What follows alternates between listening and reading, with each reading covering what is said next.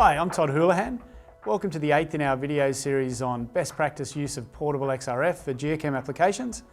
I'm joined by Alex Thurston today, our Applications Engineering Manager. How are you doing, Alex? Doing well, Todd, thanks. Okay, this video is all about quality assurance, quality control, QA/QC.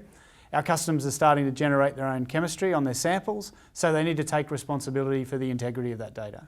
Right, and those users that frequently send samples to the lab are likely to have already an established QA/QC procedure. So some of the aspects of this video may not be entirely new to them. However, I do think that they will pick up on some unique aspects of handheld XRF. My customers always ask, what QA/QC should they do? So I always reply to them, well, why don't you replicate what you're doing for the lab? That way they create uniformity, they can standardize their protocols, and on a basic level, it's just easier for them to remember. Right, I think it boils down to essentially three aspects. That would be contamination, accuracy, and repeatability. Okay, the XRF contamination check. This is where we use a blank sample to test the cleanliness of the front of the analyzer, the window. It also allows us to check if there's any dust affecting the results. We supply a silicon dioxide fused quartz disc with every analyzer, and when measuring that, we should only measure silicon. Right, and the user should insert this blank at regular intervals during their batch testing. Right. So the next thing to do is to check the accuracy of the analyzer. So the customer could use all sorts of samples to do this, either some matrix match certified reference materials, some samples from their project that have been assayed by the lab, or the NIST sample that we supply with every geochem unit. Right, and a good rule of thumb for the frequency of this type testing would be about every 1 in 20 tests. Ideally, the accuracy level is up to the user, but it should be ultimately fit for their purpose. Right, and that accuracy is going to be determined by a whole series of things that we've discussed in this series: sample prep, test times, calibration, the sample containers that we use. So the user should send off a percentage of the samples that they're testing with the VANTA to a lab to confirm the analysis of the instrument. And what that helps them do is build up a library of samples that they can ensure the accuracy of the VANTA to their needs is confirmed with the known good lab analysis. Right.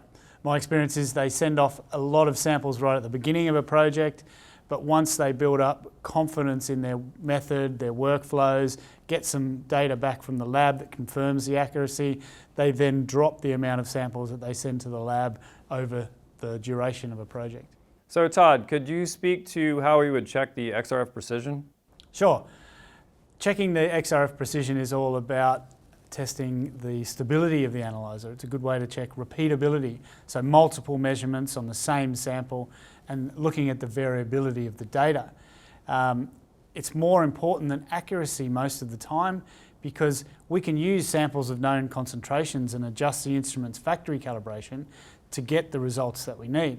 Right, and the precision of these results are critical to the reliability of that data. And that's something that we've worked on here in the factory in order to achieve that precision is by improving the hardware of the instrument as well as through a number of signal processing improvements that we call Axon technology. Right, and I've really seen that bear out when I do my relative standard deviation checks by precision measurements where we do a minimum of 7 readings on the same sample and calculating the RSDs, we can really see that RSD really low. Right, and the stability of the instrument is where the VANTA really shines. From working from weeks to months in harsh conditions, high sample throughputs, and in hot temperatures, you can see on screen here that the stability of the VANTA is maintained through temperature cycling. And customers can check this precision really easily of the stability of their analyzer over time by just going back and monitoring those XRF accuracy checks that we talked about earlier. If they look at that data over a long period of time, it'll help them identify if there's anything out of spec. And the example we can see on the screen here was perfect because we can see that there's an anomaly identified associated with the instrument being out of spec after a certain period of time, and it allowed them to go back and check that.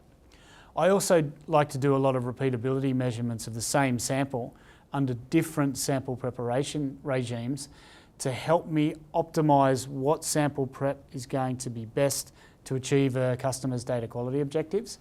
I also like to do repeat measurements to define instrument error from sample error. Can you speak a little bit more about that? Yeah, by taking multiple measurements of a sample but in different locations of that sample, we get a better feeling for the heterogeneity of the sample and how much that is affecting the results. If we test that same sample but leaving the analyzer in the same location, then we define instrument error. And by comparing those two, allows us to optimise the sample prep that is going to work best to achieve certain data quality objectives. That's helpful. And users can always contact us for more information on that subject, right? For sure, yes. So let's summarise. QA/QC. We need to Test blanks, test some samples of known concentrations, send those samples to the lab, and do some repeatability measurements. Duplicates, calculate some RSDs. and for frequency, a good rule of thumb is 1 in 20, or we can just repeat what we do for our laboratory procedure. Brilliant. Thanks, Alex. Happy to help, Todd. Next time, we'll be covering some tips on implementing your portable XRF program, things we haven't covered in the previous episodes. So see you next time.